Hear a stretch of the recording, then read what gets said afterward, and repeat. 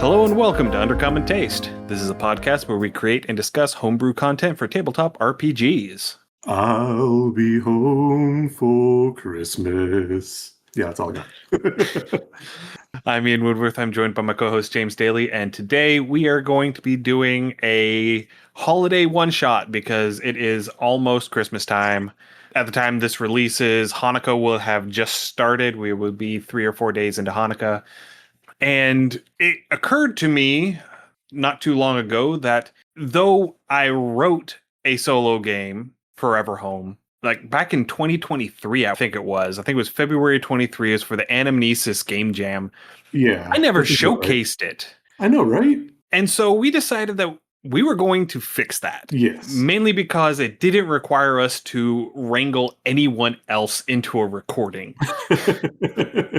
It is much easier for the two of us to agree on a time to sit down and record than it is for us to bring anyone else into this situation. So this year we are going to be doing a playthrough of my solo journaling game, Forever Home. As I said, it was written for the Anamnesis Game Jam, so it only requires a deck of tarot cards to play. And the general premise of the whole thing is that you just bought a house and now the house is trying to do the things that houses do to homeowners. Yeah. So when you were describing this to me, I very much got the image of I think it's like a late 80s, early 90s Tom Hanks movie, The Money Pit. I've not seen that one, but it sounds situationally appropriate. Yes. And I think I may have mentioned this in the past, that my inspiration for writing this game. So as listeners may know, my parents have a goat dairy. They make goat cheese. And so during the middle of the year, so from May to October, I set up a booth at one of the local farmers markets and sell goat cheese for them. And one particularly nasty, cold, wet, gross Saturday morning in October, I came home. It hadn't been a particularly productive market. It was cold. It was nasty. I was just chilled. And all I wanted to do was come home, turn on my little space heater that I have sitting next to my desk here at my computer, and just play some video games and thaw out. Yeah. And I turn on my space heater and it surges and cuts off, and then surges and cuts off. And then I hear a pop and I smell smoke. There's blue smoke. Yeah, I let the blue smoke out of the system. And so it stopped making the electrons move. And the outlet next to my computer that I had my space heater plugged into, it had given up the ghost. It was an older one and the contacts were starting to go. And apparently it started to go just enough to where the contacts shorted out and it arced and it burned out the wire going into the outlet, shorted everything out and burned up the outlet. And so instead of getting to sit down and relax and thaw out in front of my space heater, I got to make 3 trips to Lowe's and spend 4 hours rewiring half of my office. So basically you had to pray to the Omni Spirit and get the proper number of purity seals. Yeah, I had to say my litany to the Omnissiah, and yes. I And love so the Adeptus Mechanicus. They make me happy. And as I'm working through all of that, the adage, make a man a fire and you'll keep him warm for a day, set a man on fire, you'll keep him warm for the rest of his life, that somehow clicked in my brain. I can't possibly imagine why. And and the next logical progression of that was that my home was trying to keep me warm for the rest of my life. Yeah. I wanted to stay warm for the afternoon, and it decided it was going to keep me warm for the rest of my life. And so that was the inciting incident that led to me writing this game. Fast forward to today, a couple weeks ago, I went and finally got a chance to take my licensing exam to get my home inspector's license here in the state of Tennessee. I have submitted my paperwork. I'm waiting for the state to finalize all of that. And so the themes and topics in this game, combining my education and work towards becoming a home inspector, the fact that right now I am working as a handyman and doing lots of home improvement projects for various people and finding all kinds of crazy and fun in the largest air quotes possible issues in different people's houses, which I'm not going to go into because otherwise we're just going to spend 45 minutes of me complaining about the things that I found in other people's houses before we even get into the game. But yeah, these are the sorts of things that I do on a daily basis. And so I had a substantial treasure trove of ideas to pull into this game. And so we're just going to showcase it today. I think the moral of this story is that when creating a game or scenarios or starting down your homebrew, draw on your life inspiration. Use what you know. Go with that. Yeah. And that there are two schools of thought. One of them is the write what you know, and that is a great way to go about doing it. But also, if you don't know it, don't let that stop you from doing it, because if you want to write about something, that means that you're interested enough in it to do the research for it. Yeah. And so use that as your reason, as your impetus to actually better yourself. Absolutely. And go and learn something new. Better living through gaming. Yeah. Who doesn't want that? So anyway, we're going to go ahead and get into the game today. Just like when I was writing this game, James was very instrumental in helping me get all of my prompts together, because I was running into some serious blockages in my gray matter trying to come up with prompts for this game. And he helped me organize how I was going to do the prompts and help me generate a large number of these prompts. And so while this is technically my game, I did all of the mechanical stuff and whatnot. This game would not have happened if James had not been there to help me. And so that is a very on-brand thing for this podcast, is that yes, James is my ideas person. I have I want to do this thing, and he's like, okay, I'm just going to vomit up all of these ideas until you get enough good ones to work with. I am 85% certain that Ian tried to make a pact with a fae for a muse, and the twist was the muse is me. I would not put that past any fae entity that I may or may not have encountered in my life. So anyway, let's go ahead and get into this. So I'm going to start off with the intro page, just reading this off. You've just managed to buy your own house. Congratulations! Yay! That is far from trivial in today's economic climate. Even more so 2.5 years after I've written this. Almost 3 years after I've written this. Congratulations, you have a 50-year mortgage. Ugh, don't even get me. The issue now becomes that, because you own your own home, you have to maintain your home. And because you spent all of your money to buy your home, you don't have enough left over to hire professionals to come in and do the maintenance on your home. You have to learn to do it yourself.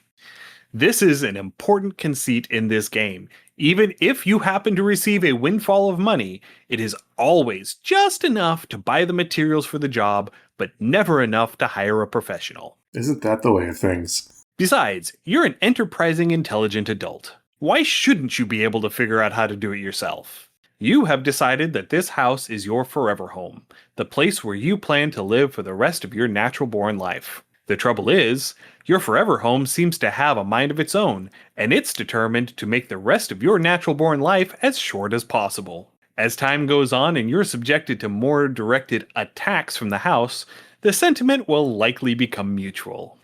It's you versus your forever home. Only one of you will still be standing at the end of everything. Now, I say that, but there are two options where either you compromise and come to an understanding with one another, or mutually assured destruction. We will get to that whenever we get to the final act of the game.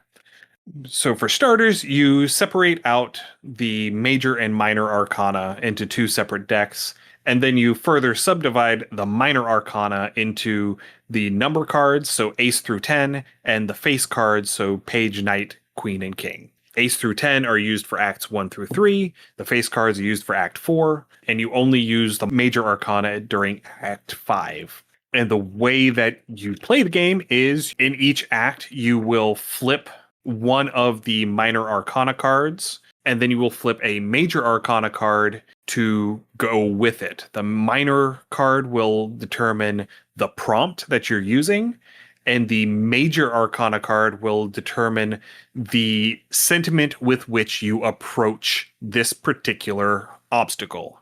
We will clarify that a little bit once we get that far. With the minor arcana, the 4 suits determine which part of the house is affected at any particular time. Cups, that's your bathrooms, your utility rooms, so closets, laundry rooms, garages. I would include attics and crawl spaces in this as well. Pentacles is everything on the exterior of the house and all of the structural components of the house. So your roof, your foundation, any outbuildings, any landscaping. Siding. Yeah. Yeah, okay. Swords is your bedrooms and living areas. Okay. So specifically bedrooms and living rooms and dens and game rooms and things like that. And then wands is the kitchen and dining area, including the pantries. So anything involved with the storage and preparation and consumption of food. So the bedrooms. Do you want ants? Because this is how we get ants. I mean, that could be one of the prompts. We don't know yet. Is this how we get ants, Barry? Yes, other Barry. Yes, it is. Okay, so let's start off with the first impression. Here is where we're going to be starting off with our generation. This is us determining who our homeowner is, what the house is, and all of the description and setting that we're going to be playing in. So we start off on this one with just the major arcana cards. You will not get any good ASMR of me bridge shuffling because that is one skill that I have never quite managed to attain. Really? Yeah. Wow. It's because my parents never let us bridge shuffle the cards when I was growing up. Fair. And so it's a skill that I never developed. Okay. And I've never really needed to. So it's always worked out for the best. Okay. So to start off, the first card of our major arcana describes the area around the house. So is it a rural area, suburban, urban? Is it in a subdivision with an HOA and carefully manicured lawns? Or is it surrounded by trees and choked with weeds? So the card that we have to inspire us for this is 3 the Empress. And I am going to be using the Rider-Waite interpretations of the major arcana to help us with this. So the Empress keywords would be femininity, beauty, nature, nurturing, and abundance. Okay, I'm hearing Empress. I am absolutely thinking a Karen. This absolutely is an HOA. Are you leaning in a different direction? I kind of am because it's because we've got beauty, nature, nurturing, and abundance. I can see, with the exception of nurturing, because again, you get those HOAs like in those really nice, like almost like the golf club things, and they're definitely like the hoity-toity. They're definitely in the quote-unquote abundant part of town. Yeah, I can see that this would be like a well-to-do area. Yeah, but I'm seeing like very meticulous landscaping, like lots of like minimal lawns, but like lots of hardscaping, lots of perennials. Yeah, see, that all screams HOA to me still. Because again, they have that like, it has to look this way.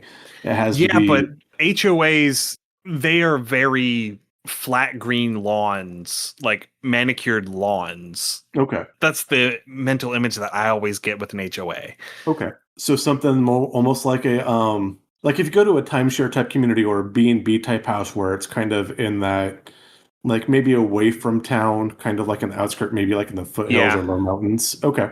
I'm picturing like this is a house in a historic district, maybe. Okay. And so it's got like the proper southern historical districts with like the magnolia trees and the Rosa Sharons and all of those things going on. Something like Biltmore? Yes, but not nearly that big. Okay. I'm thinking like the historic district in like Abingdon, like downtown Okay. Abingdon, or in Jonesboro. Yeah, I You could see know, those. it's a town that is well to do. Yes. The people who live here have a decent amount of money.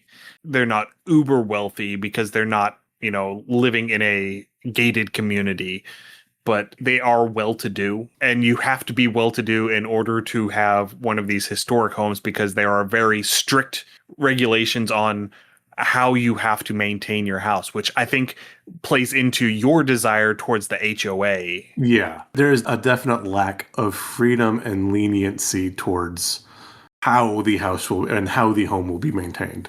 And I almost want to say that yeah, no, I like that. A question of whether or not this home is haunted by a spirit. I don't know if this pops up later in the game or not, Um, but it is never anything that is explicitly addressed.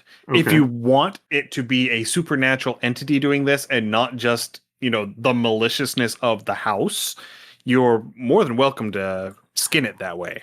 I could see this home definitely, if not possessing itself, having with it a not quite malevolent, but a very rebellious spirit. And it does not like Yeah. the imposed formality and the imposed regulation upon the property. Um, Either that or it goes from the other end of like, this is the original matriarch of the house, Okay.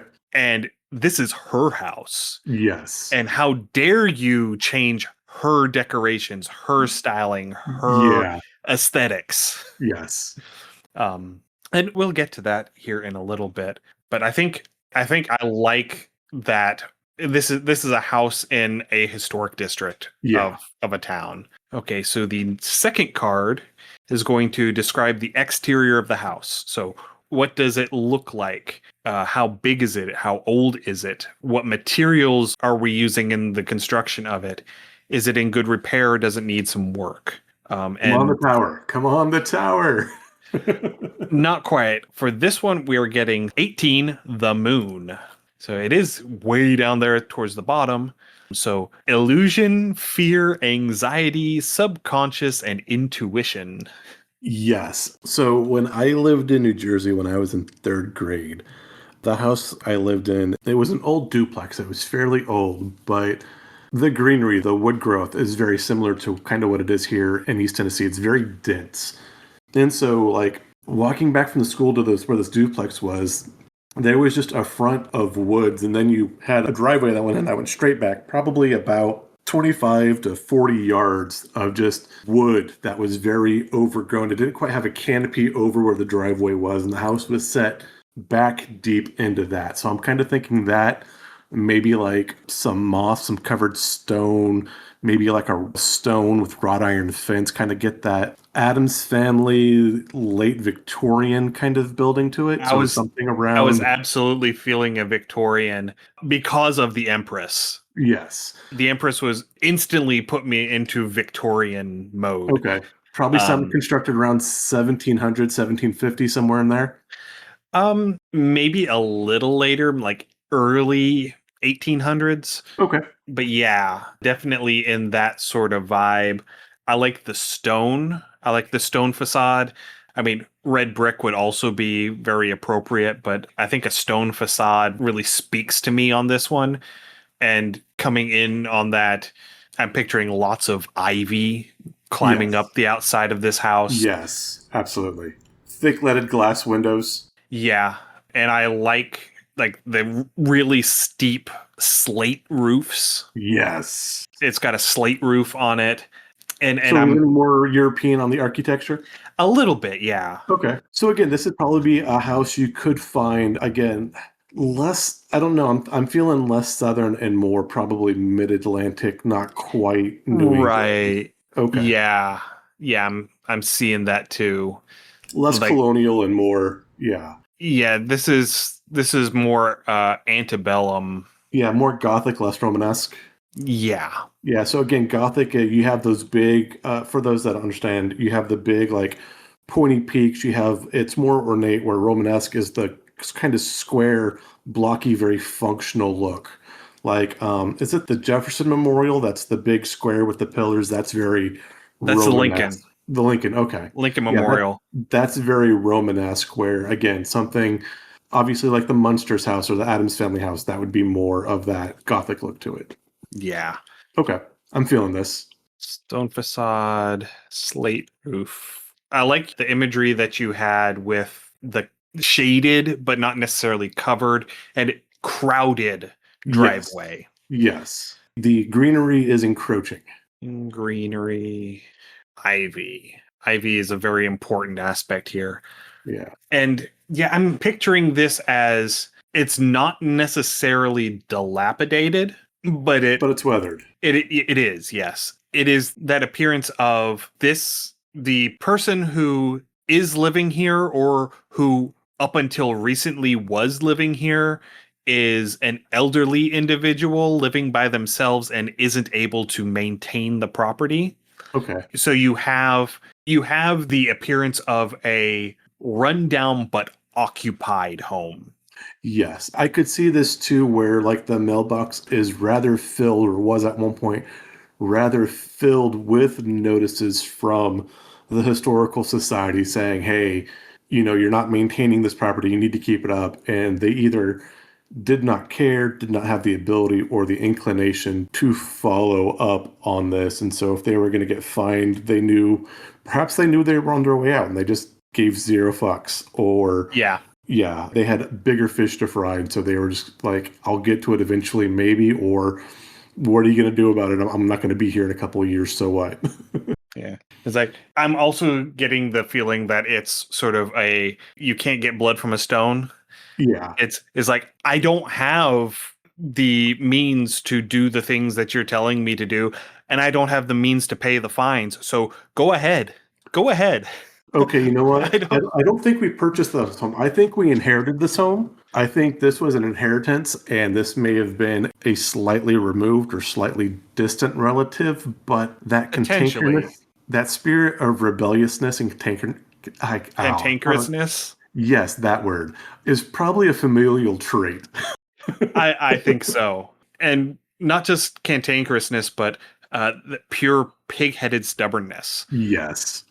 Absolutely. Because I think if that's the case, I think that it isn't a financial reason why we're not bringing anyone else in to deal with this. It's pure spite. It's pure spite. It's like, this is my home and I will take care of this. Yeah, like the family, and this has been the family, it's been in the family's hands, and the city kind of sprung up around us, and how dare you declare my home your area? The family has owned this house for 200 years. Yeah. You're going to tell us how to take care of our property? No. Mm-hmm. Yes, I love it. Okay. How dare you, up and coming historic society, tell us what to do with our land? We didn't agree to join any historic society. Yes, I love it. Okay. Yeah. Okay. Okay. So moving on to the third card. Third card describes the interior of the house. Okay. How is it decorated? Color schemes, material choices, etc. What sort of layout and floor plan does it have? How many floors? Does it have an attic and or basement? And are these areas finished or unfinished? Have previous owners or the original builders, if this is a new construction, made some questionable design choices? Absolutely.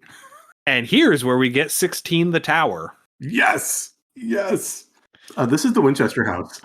All right, so the tower is sudden change, upheaval, chaos, revelation, and awakening. So this house has at least 3 floors, including a fully finished basement. Yes. The basement at one point was probably a coal cellar for heat. That has been changed because electricity was almost certainly added early on, probably in the early 1900s, and probably... Yeah, I see this as being this was a party house in the 1920s. Yes. This was a roaring 20s party house. Yes. Absolutely. I would say that the electricity was probably updated once again in the 60s or 70s, but not after that point. Yeah. So going back to my current work experience, the house that I've been working on has a combination of wiring in it that is original 1948 construction, which is two-wire ungrounded electrical, Oh, sweet Jesus. combined with Romex grounded electrical from a remodeling job in the 90s, plus some more modern Romex grounded, properly installed and everything up to code that was installed when the current owner bought the house in 2019. Do you have dice on you by chance? Yes. I'm going to call high-low. Roll me a d20. If it's 11 or above, the slate roof has been updated recently-ish, and 10 and below, it is older. Okay. So I'm using a D12, but it's still going to be high-low. Okay, yeah. Low. That's a Oh my, 1. perfect. Oh my. Yeah, this is probably not the original slate roof, but again, this roof's probably 80 plus years old. Which, for a slate roof, if it's good quality slate, which this probably is, that's a perfectly reasonable amount of time for this roof to function. Yeah. But because we're saying this is like mid-Atlantic, Eastern Seaboard, in the 80s and 90s, acid rain was absolutely a thing. Yes. Which means that the copper nails that were used to attach these slate tiles to the roof have probably been slowly corroding away. Okay. And so at this particular point, and I do point this out in this first impression section, keep in mind that nothing has gone wrong at this point. As of yet. In fact, everything that could have possibly gone right so far has. Okay. If there's anything you dislike about the house, it should be something that you perceive as a minor issue that can be easily changed or fixed. Yes. Indoors, the paint is almost certainly leaded. Oh yeah, but it's going to be under like 3 coats of paint. Yeah. Is there asbestos in the house? Well, see, these are things that are going to come up in play. These are not, because keep in mind, nothing has gone wrong at this point. Right. I just want to know if there is lead paint, we don't know about it. If there's asbestos insulation, we don't know about it. If there's asbestos floor tiles, we don't know about it. Okay. I figured we'd put it down, and that is something something that will come up during play if it comes up at all. Okay. I will say that there's probably 1 or 2 of the dumb waiters that connect the upper and lower floors through the house. Yeah, dumb waiters. Especially like in the bedrooms, the pantry areas. I'm seeing, because of the age of this house, I think this is going to be radiator heat, like boiler and radiator heat. Yes, absolutely. And I'm going to guess that this is probably going to have wallpaper in it. Yeah, I can see that. Because that was a very popular thing. And the wallpaper will probably still be in decent condition throughout most of the house. There may be some places like the bathrooms that have been updated that are just painted. They're not wallpapered. But I think that in the hallways and the bedrooms, they're probably going to be wallpapered. I don't picture any of this being especially garish. I think this is pretty subdued. Because we've got that gray stone facade on the outside, the slate roof, it's very bichromatic. It's very gray and green on the outside. Okay. And I feel like it's fairly subdued on the inside as well. Maybe not. Maybe we do have some bright colors because we're talking about, all of this greenery, all of these trees and stuff, this shading and this encroaching greenery on the outside. It may be fairly dark on the inside of the house because you have a lot of trees. Okay. So maybe they did use some bright colors. I'm going to say they probably use bright colors in the living spaces, like in the parlor rooms, in the entertaining rooms, just to sort of brighten things up a bit. Okay, so this does bring up a question. We have to consider the previous owner a bit. Previous owner, again, as they passed, we've determined we're elderly, which means they probably got this house themselves, say in the 60s or 70s-ish, maybe? Yeah, I would say so, yeah. Did they go with the atrocity of putting carpet over the original hardwood floors? I don't think so. Okay. I think that would be to the point of going garish, and I don't think that is the sentiment of this house. Okay. Then, yeah, I like the dichromatic. I do like maybe 1 or 2 rooms that are bright, but by and large, Oh, what's the? It's not a paisley. It's what's the cloth that has like the floral designs, kind of like the fleur de lis designs on it. Oh, yeah. We have that pattern on the wallpaper. Oh, yeah. There's absolutely pattern on the wallpaper. The Yeah, wallpaper is pattern. It's not going to be single colors, yeah, but it's tasteful.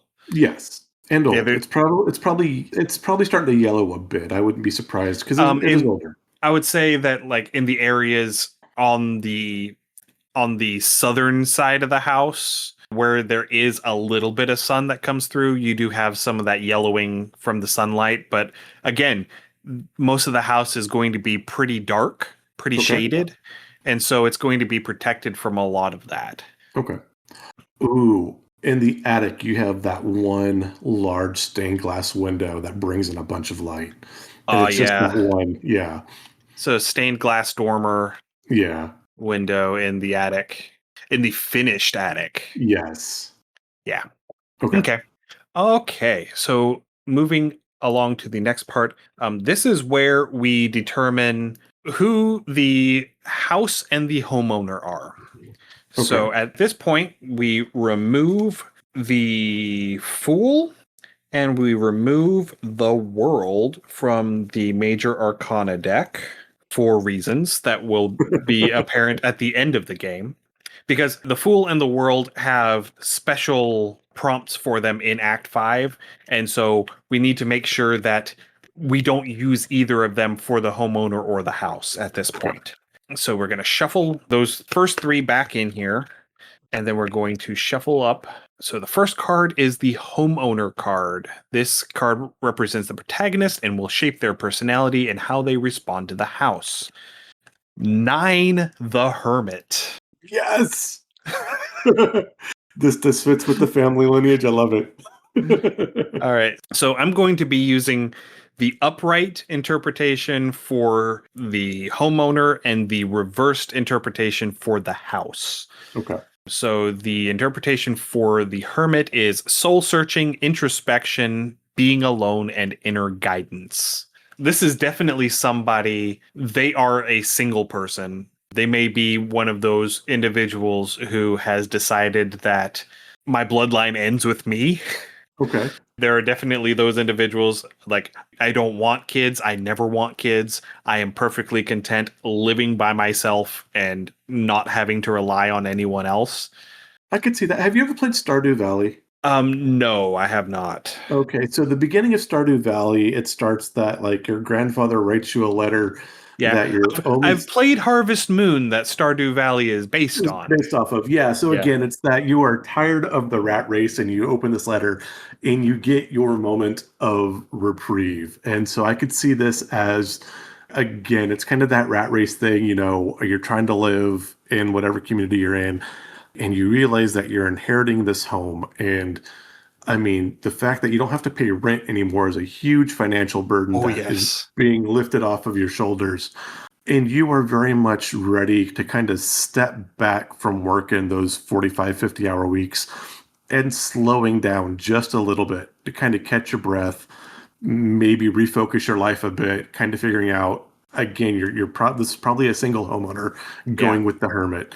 But yeah, definitely taking that moment to kind of step back and away from that very, again, not even a 9 to 5, but Yeah. overworking all of the time. See, I don't know if they're working like a 9 to 5. Maybe they have decided to give up their 9 to 5 rat race job to pursue some other like creative endeavor now that they have a place of their own. That's what I'm saying. They're stepping away from that 9 to 5. They're done Yeah. with it. And this is their opportunity because they don't have to pay that rent all the time.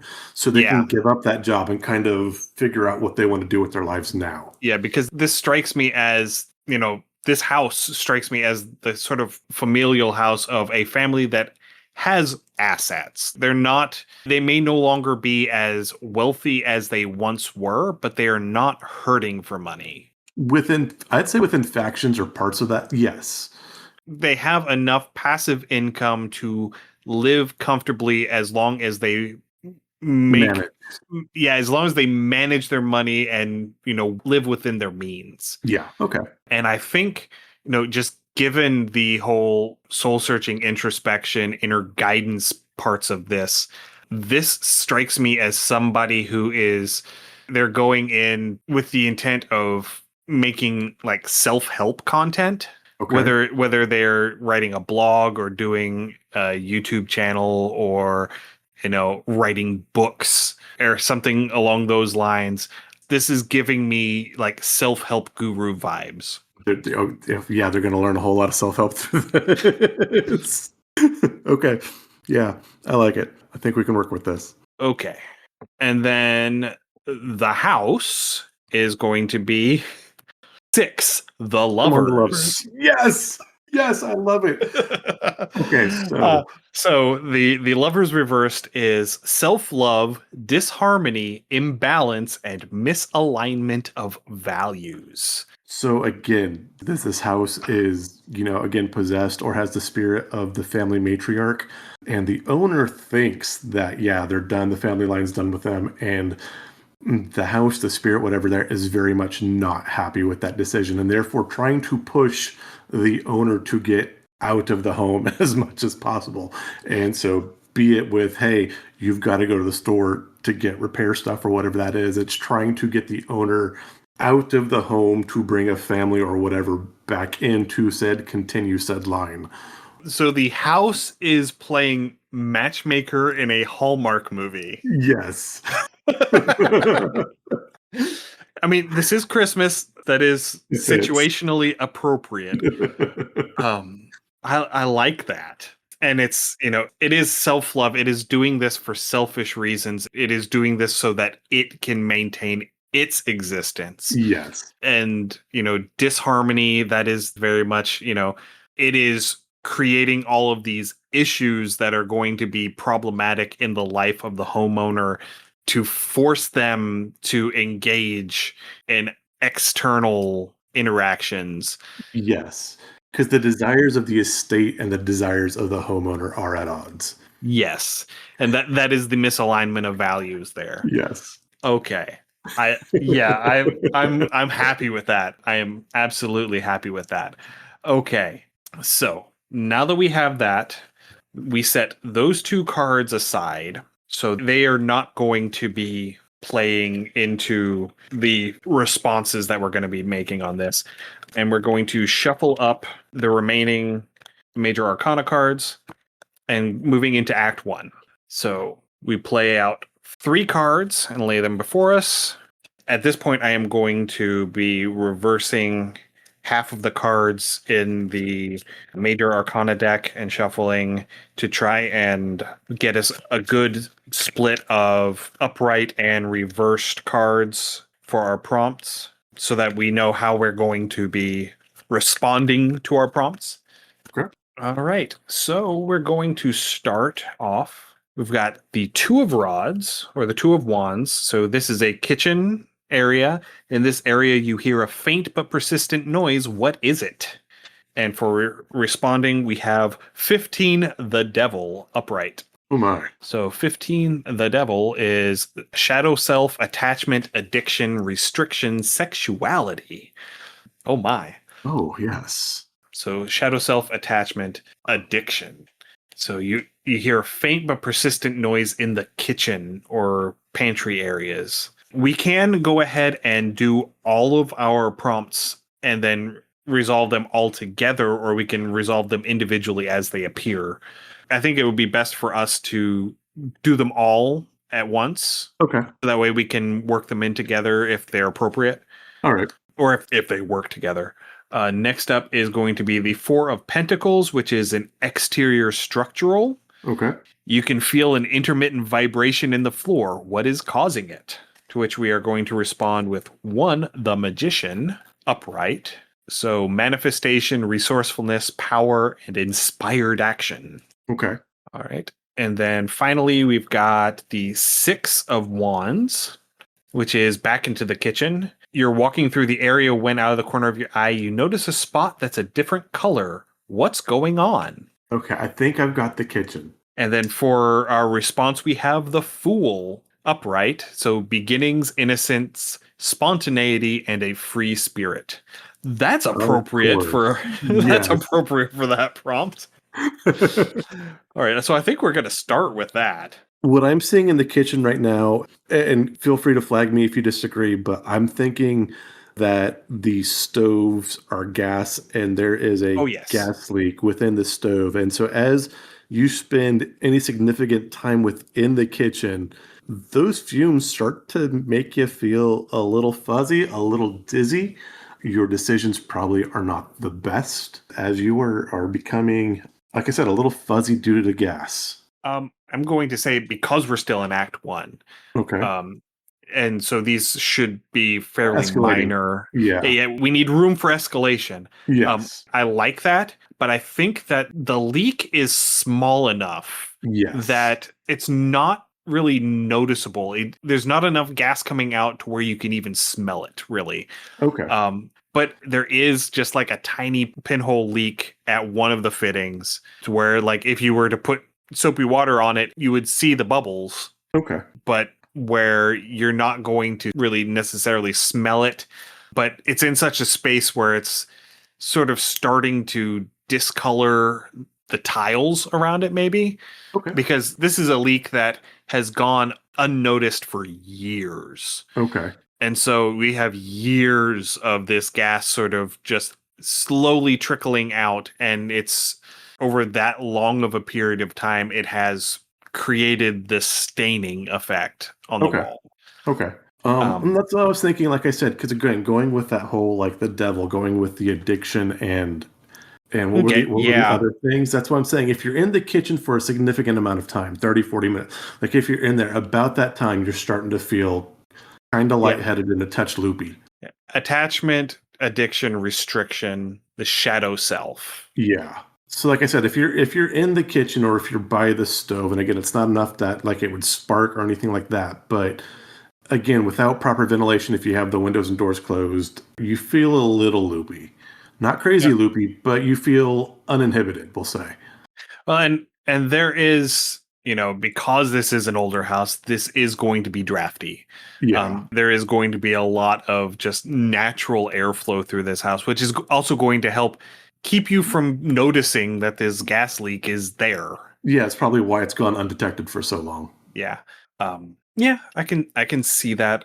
And then, maybe the way that this pops up is that our intrepid homeowner has gone in and is making breakfast in the morning and just happens to clumsily spill like a bowl of pancake batter or something. Okay. And it just happens to run down over the gas line, Okay. and it's something that's just viscous enough that it starts making bubbles. Bubbles. Yeah. And so they clean everything off, but they can still hear this occasional like hissing, popping, crackling noise Okay. because there's that little bit of batter that got down inside that fitting Okay. that you Yeah. can't just wipe off. Right. And it's there, and there's just enough force of gas coming through this fitting to where it's got that popping noise going on. Yeah.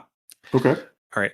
And then with the Four of Pentacles, we I think have it's exterior or structural, and there's a vibration that we're feeling. I'm seeing this as one of the steps, like on the outside porch, might be a little loose, and it shifts just enough as you're walking out that it kind of feels like a gentle push down those last couple steps to get you I out. I don't know. I think that falls more under Pentacles than it does. Wait, no. Oh Yeah, you yeah, said this is tentacles. exterior. Yeah, Yeah, sorry, my yeah, bad. Yeah, nope. We're good. We're good. yeah. Yeah. And it's a house like, hey, get out there, go. Yeah. Yeah, it's one of those where, maybe you didn't go up this set of stairs whenever you did your first home tour, or you Yeah, you were on the other side of the stairs. yeah, And so as you're coming down, that one post is just a little bit rotten and it's got a little bit of spring bounce to it. yeah, And you're just not quite expecting it, and it just sort of rotates a little bit as you yeah. hit that bottom. And it could be one of those things that, like, after you step on it 2 or 3 times, you know about it, so you can either expect it or just kind of go. But on those mornings that you're just not quite 100%, or it might catch you off guard. So it's very minor, but it's definitely a Yeah. little nudge out the door. Yeah. And then so we've generated what they are, and now we need to how we're responding to them. Okay. Because for starters, with the Six of Rods, the discoloration that ends up being tied to the gas leak, which is two, which is the devil, that sort of addiction. I think that what we end up with here, because we start off with the Fool on the leak, no, the Fool on the discoloration and the devil on the leak.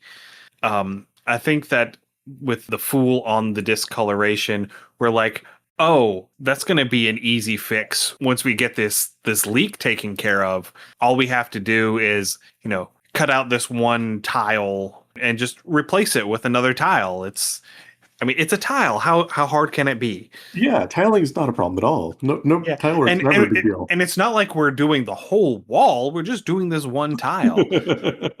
And because this is, an 1820s house, yes, these are like original tiles. Yeah. These are almost 200-year-old tiles. You're not going to just find a replacement for this tile. No, and the color matches are probably near impossible. And if you are able to find it, you're going to be finding it in like a salvage, like a restoration salvage store, and you're going to be paying through the nose for this one tile. Absolutely. But with the addiction and that shadow self and all of that on the leak, I think that this is one of those things where they're getting into that headspace of, I am a go-getter. I am a self-help person. I can do this myself. I am self-reliant. And they're getting into that headspace where they think that they can do whatever. Because it is upright. It is supposed to be a positive approach to this. I've got two possibilities for this. Both are in the same vein. Because again, they are that self-help type person. We said they probably do some sort of like self-help book. Either they are using this to try to create their own, like Bob Ross, or not Bob Ross, but This Old House. Who was that? I forget who it was. Yeah. And trying to make their own like home was repair it Bob videos. Vila? Yeah, Bob Villa. Yeah. And so he's either trying to make those on his own, or the homeowner is trying to access these to figure out how to do it on their own to save those extra pennies. And whatever video they have is just not quite the correct one. Yeah, and I think that they are going to also be using this to go into that shadow self thing. I think they are slightly shifting their approach to their self-help, and they're wanting to do this as a join me on my journey too. Yes. And their journey to, undertake all of these things in their house. And so if you want a channel, a creator that is going to be in the vibe of this game, like purely from the comedic standpoint of it, Derek Cahill, he's on Facebook. I know, I think he's also on YouTube, but I primarily see his stuff on Facebook. That's where my wife sends me his videos from. But he runs a series called Fuck This House. Yes. Where he is in this same sort of boat. Okay. I'm feeling it. The various things are coming up that they're finding in the house that they bought. And it's great. So if you want to vibe check this game, go and watch some of his stuff. And then finally with the steps and the magician. So we have manifestation, resourcefulness, power, inspired action. That's how we're going to be approaching this. I think, going with the manifestation, I think they might see this. This is the final piece that clicks into place that tells them that this is what they're going to do. This is their project. This is their calling. Oh, okay. Manifestation, they're going to manifest this social media presence. So this staircase is like episode 1? Yeah. Okay. I like it. I like it, yeah. Okay. So that's Act 1. So we've got Act 1 taken care of. Shuffle things back in, and we move ahead to Act 2, which second verse, same as the first. It's the same rules, the same mechanical system. It's a little bit louder, a little bit worse, so the problems are a little bit bigger, as are the consequences. Yeah, new set of prompts. Oh boy, if we manage to get the 4 of Wands again, this one that'll be perfect. That would be perfect. Because Four of Wands would be four is something in this area is making you dizzy. What's affecting you? It's the No, that gas. yeah. Or was that the no? That was the six. That was the Oh, six it's of not the wands. six? Okay. Yeah. So no, it wouldn't be. Oh, so if we got Four of Wands, that would do it because that would put us in the kitchen instead of on the outside. Yeah. Okay. So Act 2, the honeymoon's over. You've been living in your new house for a couple of months now. You're unpacked, the walls are decorated, and the luster has started to wear off the fresh paint. But the issues have started to peek through too. Appliances stop working, pipes start leaking, and stairs start creaking. These are more substantial than just airing out a room or tightening a loose screw. These are issues that are going to take days of work to resolve. So 1, 2, 3 cards. Flip them. We've got the Three of Pentacles, which is going to be exterior. You can hear the crackle of arcing electricity. What is the source? Ooh. We have the Two of Pentacles. There is a damp spot somewhere in the area. What has it damaged? So that is also on the exterior. And then finally, the Six of Wands. Imagine that. It is either always warmer or always colder in this area, being the kitchen and the pantry and all of that. Why? Nice. Yes. All right, so Love let's it. start with figuring out what all we've got going on here. So with the Three of Pentacles and the Two of Pentacles, these are both on the exterior or structural. I think staying with that exterior, Yeah. this sort of side entryway area where this staircase is, because I think that the steps are the thing that have been damaged. Yeah. Because the water, like there's a gutter downspout that's clogged and it's just like spilling over the side of the gutter. And where it's coming down right on that corner, right at these steps. And so it's rotted out the bottom of this post, and that's why it's got that spring to it. Okay, I like that. And I would say that maybe one of your, not your main lines, but definitely one of your electric lines that run into the house runs down past these steps. I think it's also running into like the exterior light. Like there's an outdoor light right outside the door at the top of these stairs.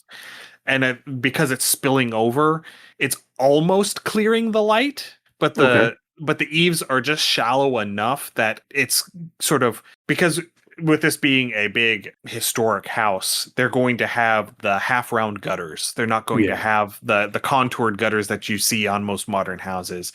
And so as it's spilling over, it's going to wick back along this curved face of the gutter until it reaches the bottom and then drips down. So it's not going all the way past the eaves of the house. It's going to be coming in, and this drip is happening in such a way that when the wind blows, and this happens to be on like the west facing side of the house, so the wind is going to be blowing in whenever there's storms, the wind will blow some of this drippage from the gutters into this light fixture. Okay. Yeah, I like that. And so that sizzle, that crackle, that frying bacon crackle that you get whenever electricity is starting to short out on these contacts, I think that is where that's coming from. It's where water has gotten in enough times to where the contacts have started to corrode.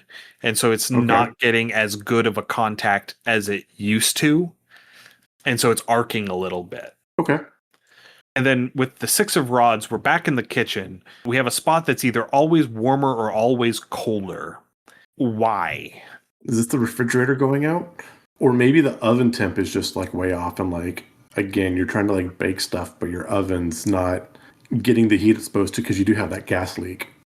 Well, we will have fixed the gas leak. Okay. At this point. Then, I think we may have messed up something with this gas oven range combo unit that we've got here.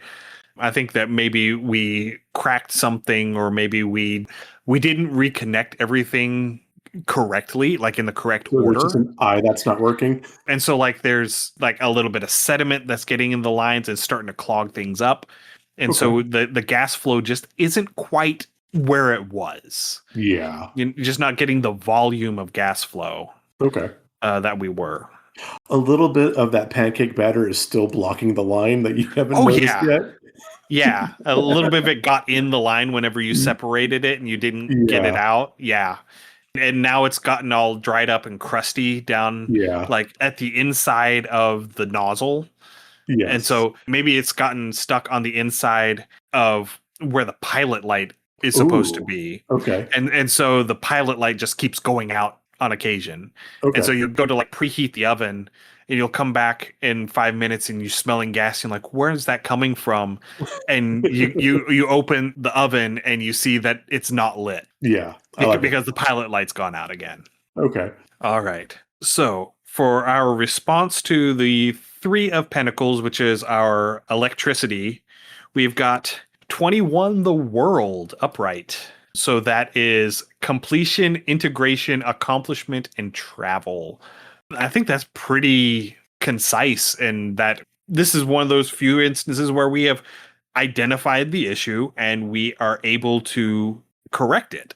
Yeah, I think we do this. We do it well, and we do it well enough that our little video vlog thing we've got going on is starting to also grab a bit of traction with it.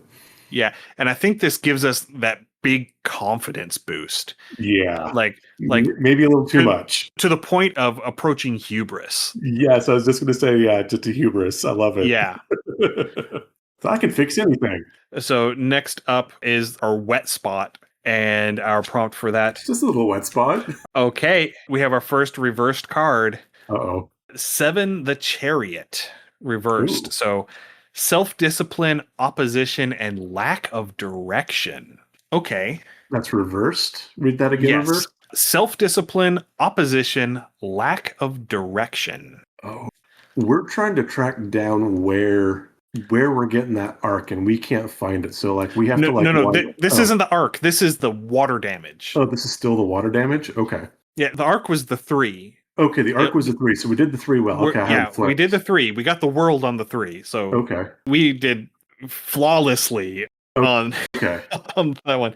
One more time on the chariot. Self-discipline, opposition, and lack of direction. I'm picturing this as being an instance of we're able to identify the issue, but not the source.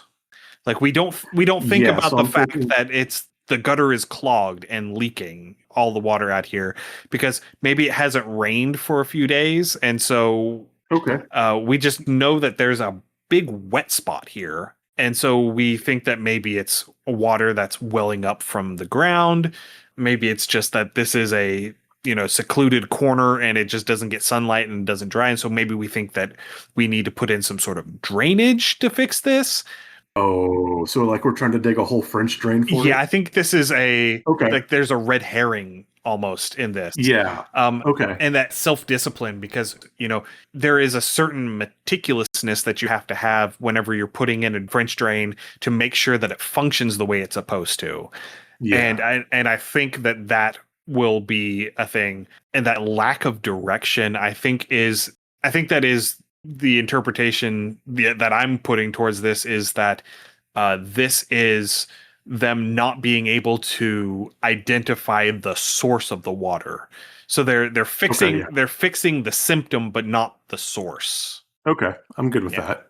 I was thinking that maybe they try to fix the gutter, but they don't realize which direction That from the joint that would it goes, so they also wind up having to pull everything down. that would also be a potential thing where they go and they think they got it fixed, but they didn't take into account that gutters are sloped so that it's sloped towards the drains, towards the downspouts. And so whenever they pull it and they clean it and they do their repairs, now they have a belly in the gutter. And so it's still a problem. It's just that it's going to take longer for the problem to manifest itself because it just builds up and gushes. Well, it's going to sit there until it manages to corrode its way through the gutter. And now you have a hole in the gutter. Yeah, I can feel that too. Ooh, those are both good. Yeah. I think I want to go with that one, because that kind of leads into that. We said we went a little too far. We started developing some hubris. Yeah.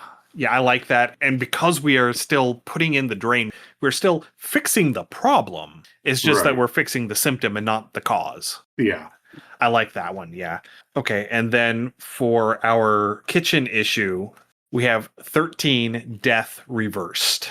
Well, good thing it's reversed, right? So resistance to change, personal transformation, inner purging. You know what? We're checking this out, and as we're going through, we do get it, but we do have that one moment where we're in the oven and we're trying to strike that match to light the pile of light, and we get that flash, and we might just lose our eyebrows.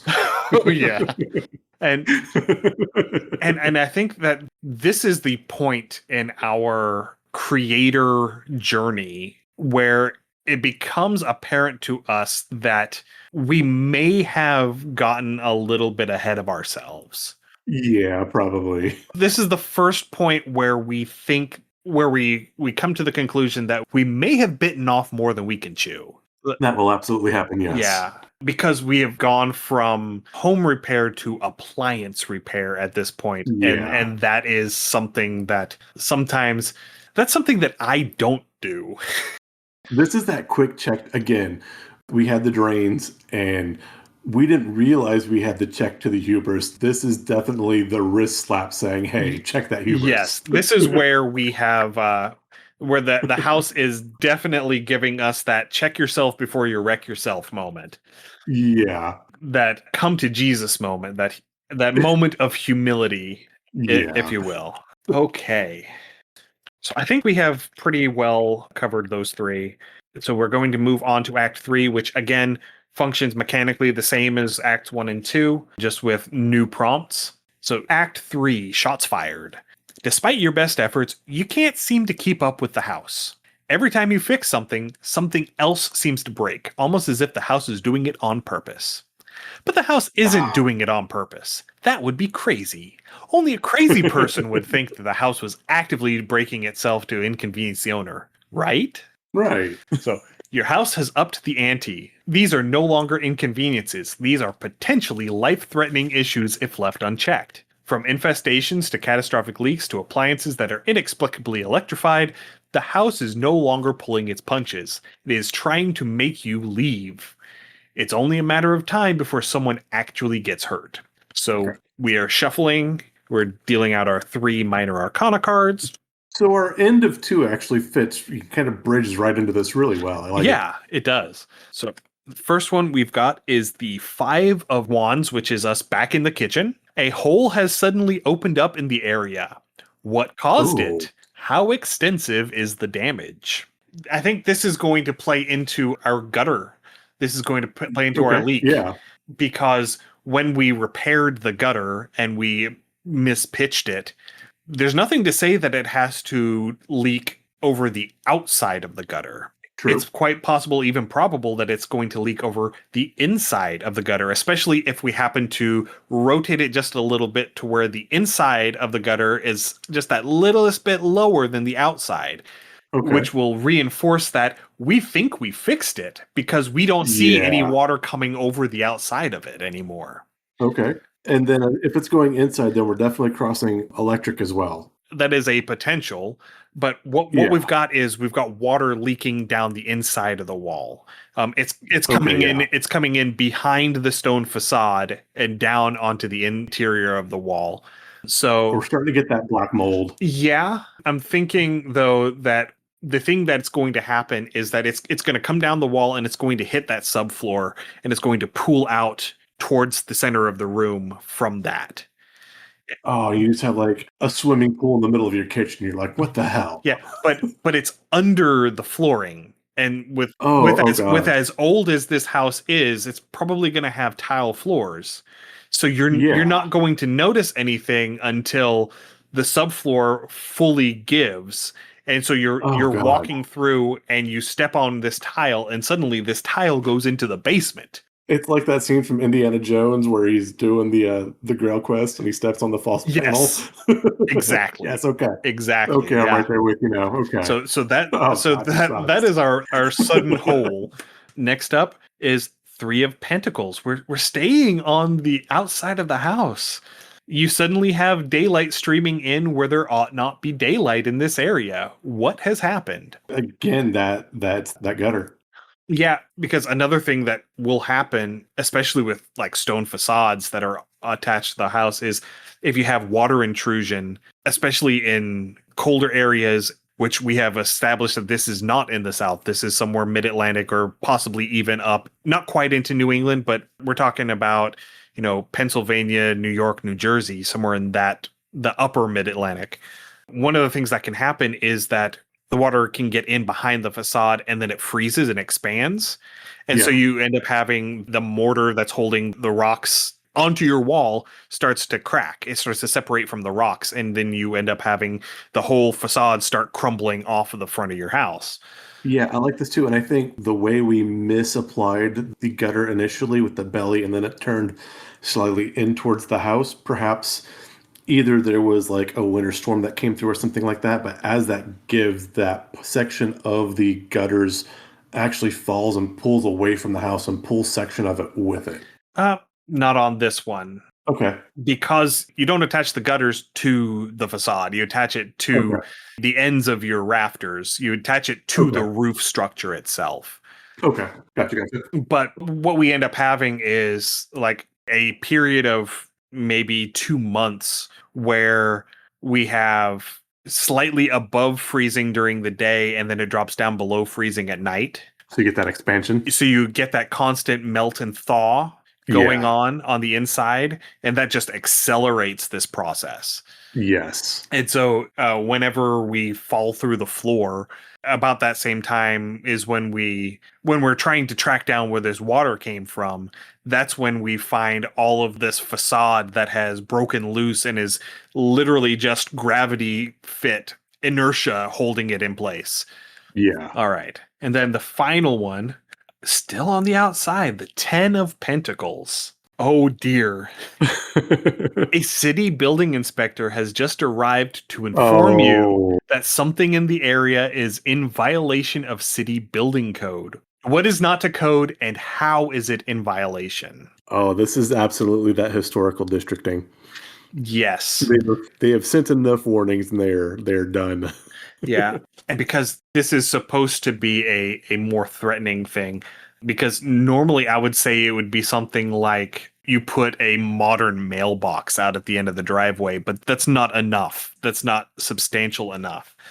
I think maybe it's that somebody noticed you tearing the facade off of the house and they come back and they tell you that no, you can't just take the facade off. You have to make sure that you put all of these stones back in exactly the same place Yes. that Okay. you took them from. Now, again, if this was something West Coast, I would say that like maybe they've updated like an earthquake law. Oh, maybe that could be it too. Again, if we're mid Atlantic and you've got, you have to be able to withstand like storms. So like if you're in a hurricane zone, Yeah. you have to be able, and you are out of code because your house is so old and you are no longer quote quote grandfathered in because you have recently changed ownership of the home. Yeah.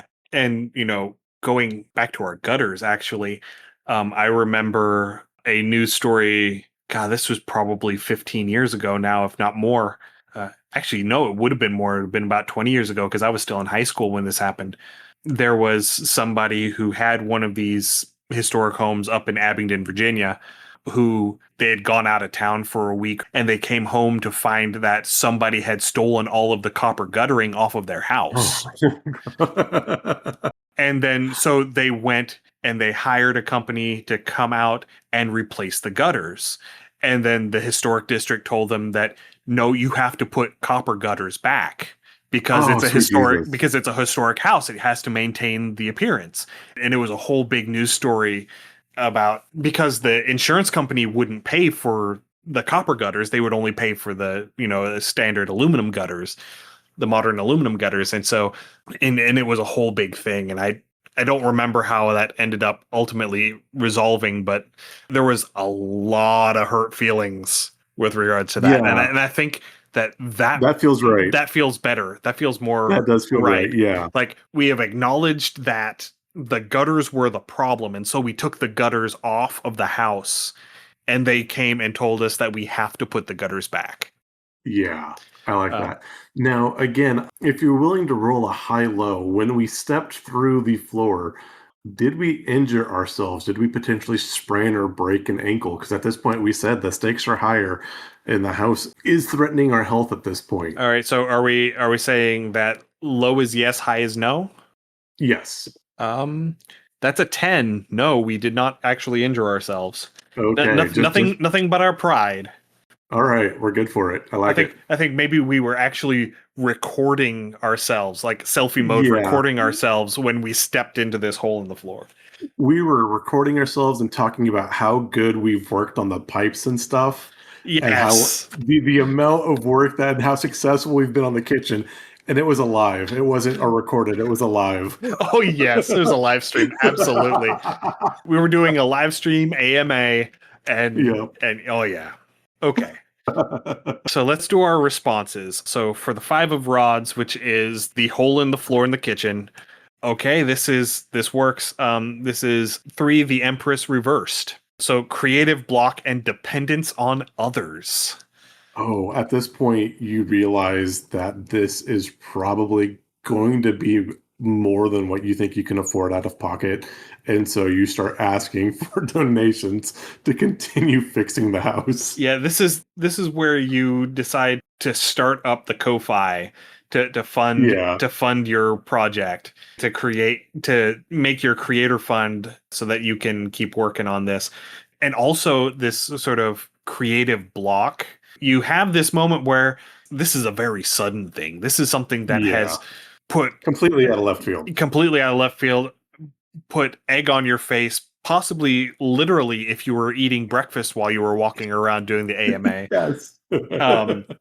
And so perhaps you are also relying on commentary from the people who are watching your AMA, watching your live stream, seeking advice from your community to try and get what this is.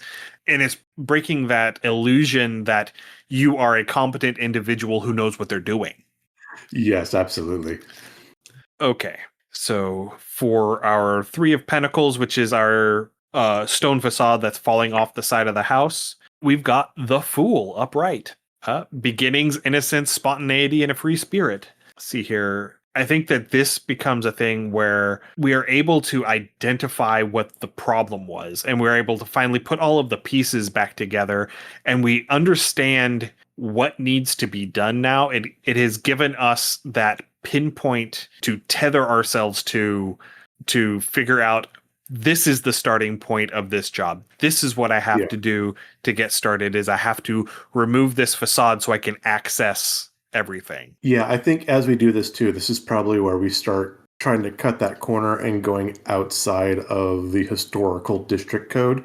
Yeah. That probably prompts the next incident. And I think that this might be one of those things that is a big enough project that technically we're supposed to pull a building permit to do it first. Oh, yes. Okay, definitely. And that would be another thing that a city inspector would come out and say, hey, where's your permit? Where's your paperwork? Yeah. Yeah, and I think that spontaneity too, because we identified what the problem was and we're like, yeah, we know what this is. And they just dove right into it without thinking about any of the logistics behind it. Yeah. It's just something that we know what needs to happen. We're going to make it happen. Okay, and then with our 10 of Pentacles, with how are we going to respond to this building inspector? 15, the devil upright. Oh my. And your horse too. So shadow self, attachment, addiction, restriction, sexuality. Is this our hallmark moment? It might be. It might be, yeah. Are we going to attempt seduction to get out of roll seduction? roll for seduction with the D20. Where's your D20? Let's see here. We're here. We'll see. There's a D20. What do we get? A 7.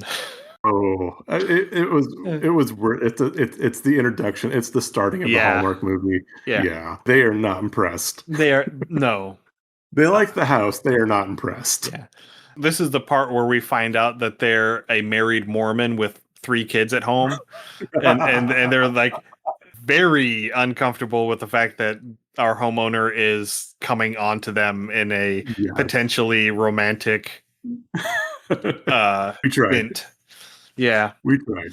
absolutely. Yeah. So I think, that is sort of a thing. They try to charm their way out of this citation, Yes. and it backfires. It backfires Horribly. bad. All right, so we now have our house that has a hole in the wall and a hole in Dear the Liza, floor in dear the Liza. kitchen and all of that. Okay, so I think that this will bring us properly into Act 4. The final straw. This house is trying to kill you. You're certain of it. But why? What have you ever done to earn its ire? You've only ever loved it, fixed what was broken, cleaned what was soiled. Why doesn't it love you back? Well, two can play at this game. You won't take this lying down. When the dust settles, only one of the two of you will be left standing. It's gone beyond reason, beyond pragmatism. This is a matter of honor, of principle. You won't let the house beat you. So it's time for your final stand. You have weathered everything the house has thrown at you so far, and you still persist. Now the house has pulled out all of the stops and is actively trying to push you out, whether in a moving van or a body bag. Draw one card from the Minor Arcana Faces deck to determine your prompt, and draw one card from the Major Arcana to guide your response. Continue drawing cards from the Minor Arcana deck until you draw a king, at which point you proceed to Act 5 and end the game. Okay. All right, so starting off, we've got the Queen of Wands. So this is back into the kitchen. Okay. One of the previous issues with your home, which you thought you had fixed, has reared its ugly head again. What problem has returned? Obviously, it's the pilot light in the stove has gone out again. Yeah. Yeah. The pilot light in the oven has gone out again, and you're not sure what it is because you pull it apart and you cleaned it and it's clogged up again. So let's see here. Let's shuffle up the Major Arcana cards so that we have fresh, and we've got the Fool. Of course. Upright. We're really, really heavy on the Fool this tonight. Yeah. Hopefully we don't come up with the Fool in Act 5. That's gonna be bad news for everybody. But so beginnings, innocence, spontaneity, and a free spirit. I think this is one of those where we approach this with the mentality of I fixed this once, I can fix it again. Okay. Or I'm thinking that we're just spontaneity. We're just going to rip the oven out and replace the oven. We're like, just screw it. New oven. Yeah, honestly, I think so because this is You're just fed this up. is the final straw. This is Yeah. And you're just fed up and you're like, screw it, new oven. It's Yeah. like I don't have the time or the spoons to deal with an oven that isn't going to work, and so I'm going to replace it with an oven that does work. And it's a very modern oven. Yes, absolutely. Yes. Yeah. It's got like the air fryer. It's got the convection heating. It's very, very modern against the theme and the feeling of the house, which the house probably does not enjoy. Yeah. Okay, next is going to be the Knight of Wands. So still in the kitchen. Of course. So there's an issue with your home that has evaded all attempts to repair, and now you have just resigned yourself to the fact that it's broken and you'll have to live with it that way. What is the object of your resignation? We go full electric oven. Yeah, that could be it. We're just going to try to cut and cap the gas pipe to the kitchen and go full electric oven. Yeah. I mean, that would absolutely. Well, I think in that case, then the oven is still the object of our resignation. And then Yes. for our response, we have 21 the world reversed. We have gone full circle. Seeking personal closure, shortcuts, and delays. Yes, absolutely 110%. We are replacing this vintage gas oven with an electric combination oven range. It's like a Samsung. It's a Bluetooth. Yeah, we're getting rid of that. It was like a powder blue enamel cast iron thing, Yes. and we're replacing it with a brushed stainless. Yes. Yeah, But this oven's huge and it's like barely fits through the doorways, and then you have to get it like down the stairs to get up and out. And it's like cast iron, so it's extremely heavy. Oh yes. Yeah, and I think because it is the object of our resignation, this old cast iron stove is just going to live in the corner. We're not going to actually take it out of the kitchen. We're just Okay. going to shove it in the corner and leave it there. We'll deal with it later. Yes, absolutely. Okay. Perfect. Because we're seeking personal closure, shortcuts, and delays. The shortcut is we're not actually removing the old oven from the premises. We're just getting it out of the way. Or you know what? Maybe we just shove it down, but we never actually take it out of the yard. And again, this is that historical. So now you have this like old discarded oven just sitting in this historical yard, obviously lowering the land value. Oh yeah, that would also be a way to do that. Yes. Okay. So next up, we've got the Queen of Swords. This is the first swords we've gotten. So bedrooms and living areas. So one of the previous issues with your home, which you thought you had fixed, rears its ugly head again. What problem has returned? This is that water rot from the gutters. Yeah, I think this is that living room, entertainment room just off the kitchen. Yeah. Yeah, because we've opened up the wall in the kitchen, but we didn't continue on. And because of the way that water does whenever it gets inside of the walls and ceilings of your house, it never goes straight down.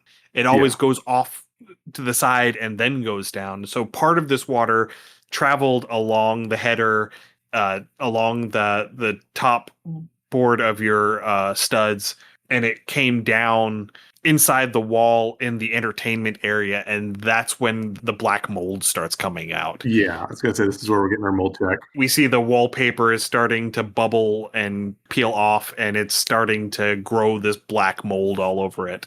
Yeah. And then our response to that is going to be for the Emperor upright, which is authority, establishment, structure, a father figure.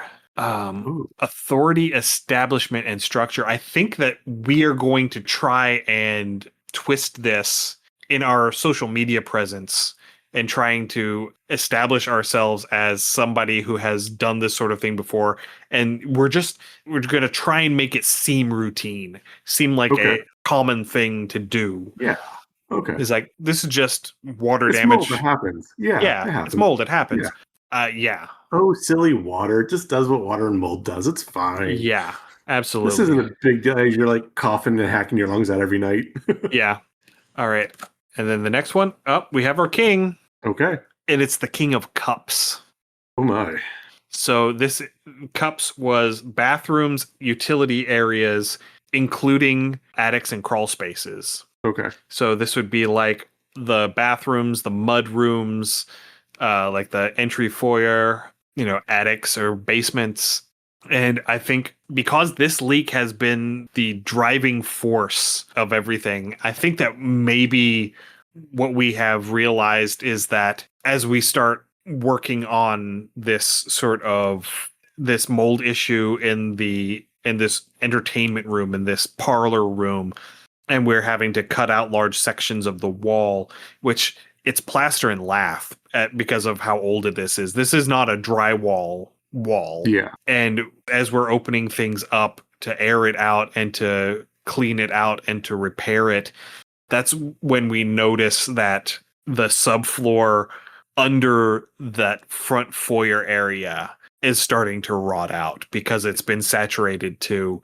And like there's this very ornate, very flashy tile work in that area because as we established in the 1920s, this was a party house. This was a house where a lot of entertaining happened, where wealthy and influential people came to hang out. Yes. And so there had to be that display of affluence, that display of taste, of class. And so this front foyer entryway with its like marble floors and such, that was part of the visual appeal of this house. And now it is compromised because the subfloor is rotting out underneath it. Can I be evil? Go ahead. Okay, so we have that particularly going even up from saying that maybe like this is like kind of an upper level kitchen. The kitchen wasn't on that base level. Okay. And you have that living area. That floor starts to give and it sags and you have like one of those old brass heavy chandeliers. And that actually falls and hits the marble entrance foyer and shatters the marble beneath it. Yeah. That would absolutely do it. That would be the issue that would tip me over the edge. Yeah. Yeah, if I'm working on resolving all of these issues and then just suddenly this giant 200-year-old crystal chandelier that's been hanging in this front foyer just releases from the ceiling and crashes to the floor, not only destroying the chandelier, but demolishing the floor. Yeah. Yeah, that would absolutely be a final straw for me. Absolutely. And just so we can see, our response to this is going to be Seven the Chariot upright. Oh, I don't think so. Control, willpower, success, action, determination. Oh, hell no. Hell no. I think that's how we project ourselves through our social media Yeah. presence. Yeah. I think this is all an act. This is us trying our damnedest to hold it all together. But on the inside, we are just absolutely falling apart. You know what happens during this time too? What? We're tying into the previous act, like just as like right after where we're taking stock of what happens, we get a knock on the door and we're being served papers for harassment from the city inspector. Where we're being issued a restraining order? Yes. Yeah. Yeah. Okay. Oh, all right. Yeah, so we are in a grand old place right now. So moving ahead to Act 5, the dust settles. Mayhem, chaos, blood and dust, Woohoo. tears and plaster. These are the instruments of this antagonistic symphony. The outside world no longer exists. Your universe is yourself, your tools, and this house. Let the final showdown commence. All right, so we have drawn one of the kings from the Minor Arcana Faces deck. It was the King of Cups. This determines the location of the final battlefield of this war between yourself and your domicile. Nothing remains but to divine the outcome. So this is the point where we return the homeowner and house cards to the Major Arcana deck. So for reference, the homeowner card is the Hermit, and the house card is the Lovers. So we put them all in, we shuffle it up, and then we draw cards from the deck one at a time until we draw either the homeowner card, which is the Hermit, the house card, which is the Lovers, the Fool, or the World. So we keep drawing one at a time until one of those four cards comes up. Okay. So we're starting off with 4 the Emperor, then 2 the High Priestess, 1 the Magician, 8 Strength, 21 the World. We have come up with the World as our final resolution. Okay. Beyond all odds, despite all of the hostility and vitriol mustered on one or both sides, something happens that brings out a mutual understanding, possibly even a truce. At the end of the story, the enemies have become acquaintances, if not lovers. What was the event which brought about this understanding between you and the house? Are you still living in the house, or did the event lead you to realize that the best thing you could do was live separate lives? What was the house's ultimate purpose in attempting to push you out? Was a third party responsible for all of the issues, or was it actually the house operating of its own accord? What were the cards we pulled before the World? We pulled the Emperor, the High Priestess, the Magician, and Strength. Okay, so with those, going with Emperor, High Priestess, Magician, and Strength, either the person serving the papers or perhaps the lawyer we get to defend against said restraining order, we get pulled in court, and maybe that is the start of our Hallmark movie. And seeing the house, we are able to win or somehow get enough from that, and then possibly with the house, since it's in a historical district, maybe we get it listed as a quote, a historical landmark. So we get a grant to kind of fix it. But again, with that Hallmark moment, that could assuage the house's goal. I think if we're going off of the Hallmark moment and going to, let's say, the Magician, Okay. I think the Magician is the contractor that comes in to do the repairs. Because at the end of all of this, we are able to accept that this is something that is beyond our abilities. And we call the community in to help. I don't even think it's the community. I think we tap into the trust fund. I think because we have established that we're somebody who has the resources and can live comfortably if properly managed. And Okay. I think that we are going to bite the bullet and draw more than we need to just live Okay. from this resource pool, which is going to affect us a great deal in the long run. That's going to greatly limit our potential income, our passive income for the future. But we need to do this to bring somebody else in who is a professional who knows what they're doing to do the repairs on this house. And that's the person that is The Hallmark. the flannel wearing Christmas tree farmer in a Hallmark movie. Okay. That is the contractor that comes in, is the ultimate romantic partner at the Okay. end of the Hallmark movie. Okay. I like it. I like it. Yeah, I think that's how it ends up resolving, Fair. I like it. and just in time for Christmas. Yes. Big old Christmas tree. Yeah, they managed to get everything fixed and patched up to celebrate. They have a big community Christmas get together and have like a 20s themed Christmas party in the house to celebrate everything being fully restored and back to the way it's supposed to be.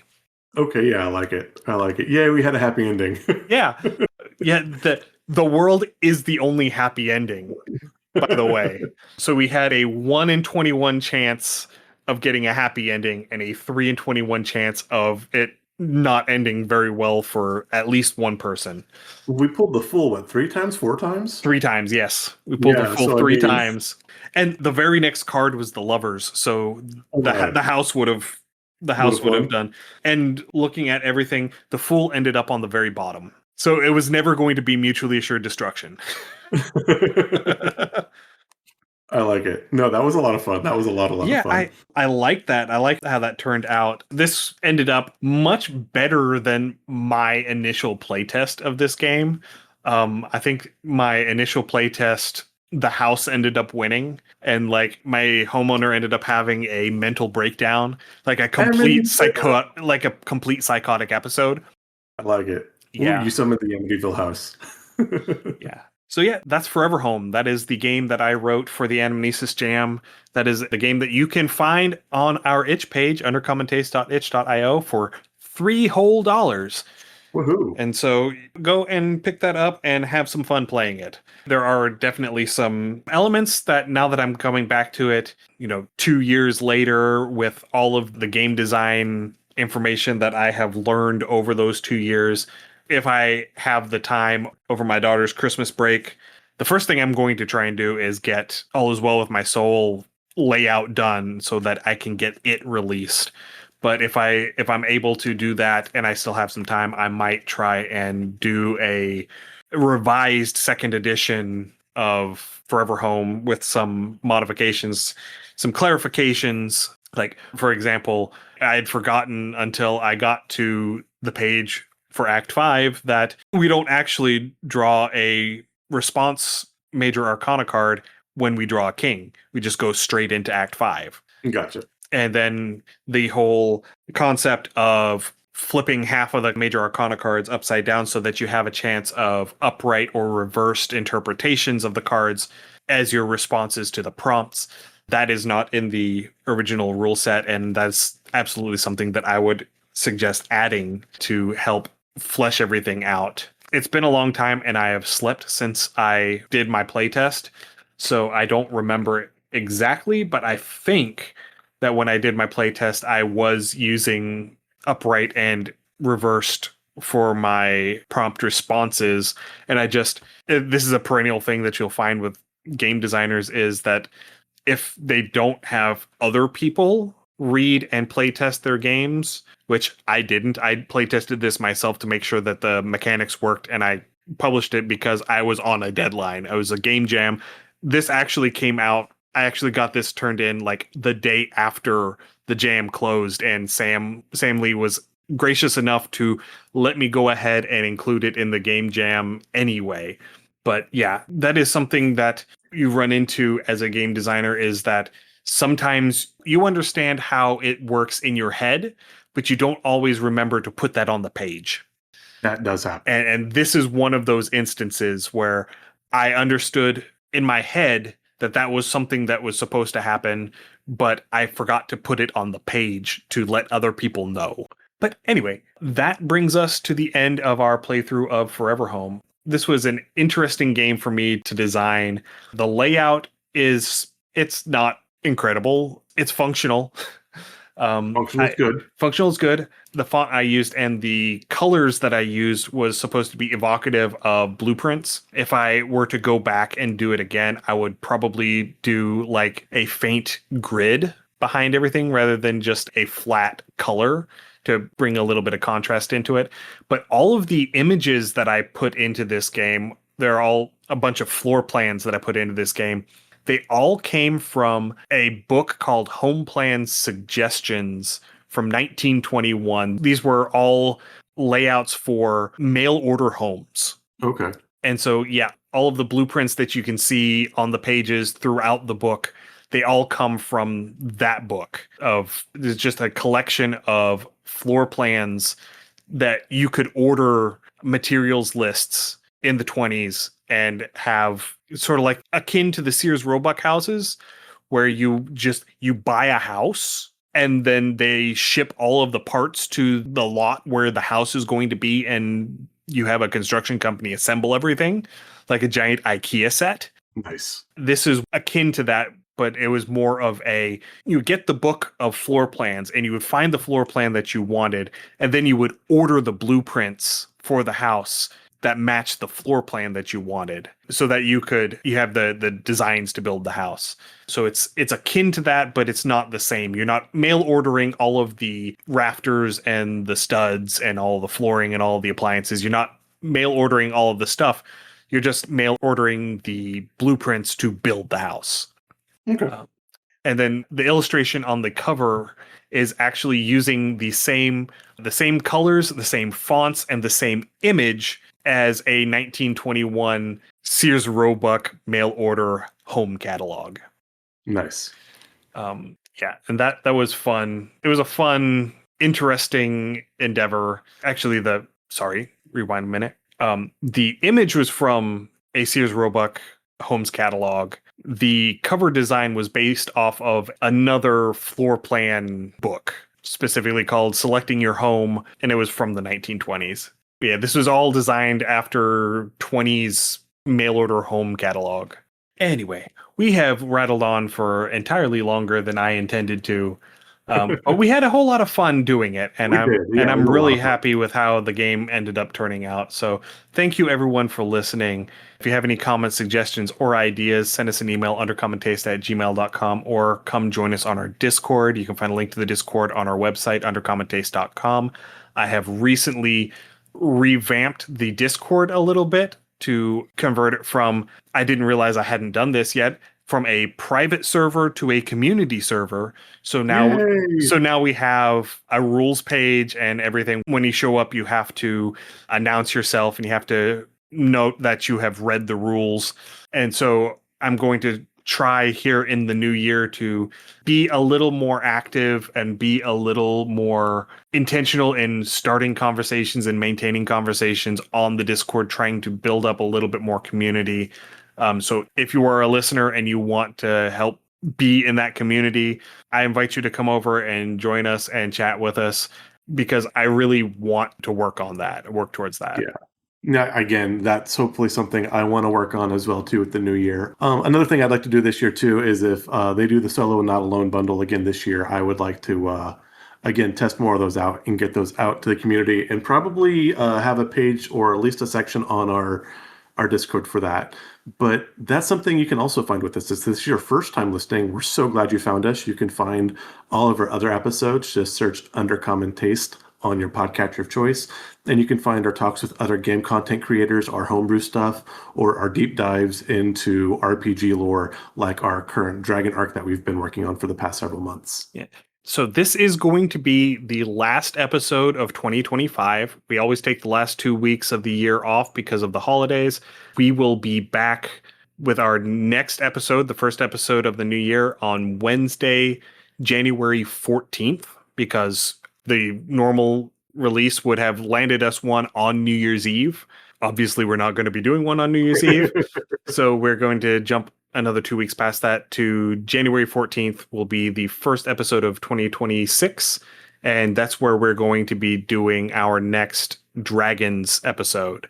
So thank you, everyone, for listening.